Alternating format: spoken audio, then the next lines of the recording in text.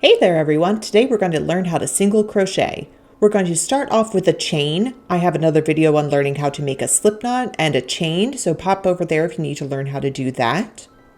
For this example, I'm going to be chaining 15 plus 1, so a total of 16 chains.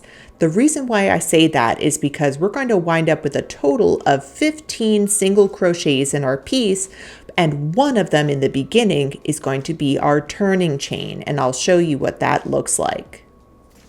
Now I have finished chaining and we're going to count our stitches. I'm going to start at the left. I find that's easy. So 1, 2, 3, 4, 5, 6, 7, 8, 9, 10, 11, 12, 13, 14, 15, 16. Remember, we do not count what is on our hook. Now the 16th chain is going to be our turning chain. And what it's going to do is give us the height we need for when we start crocheting into the 15th stitch or the second chain from our hook.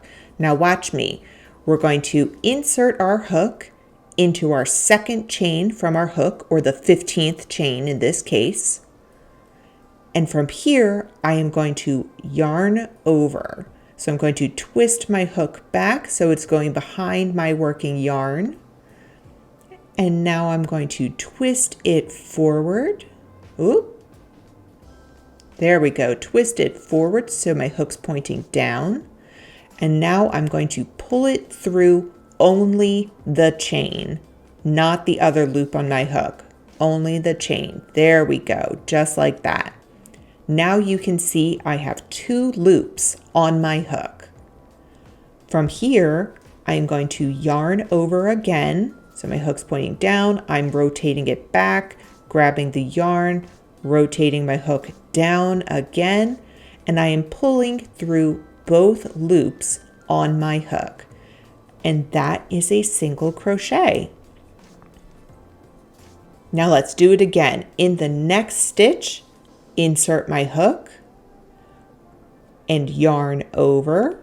So I'm rotating my hook back, grabbing my working yarn, pulling it forward, and I'm going to pull through only the chain. There we go. 2 loops on my hook.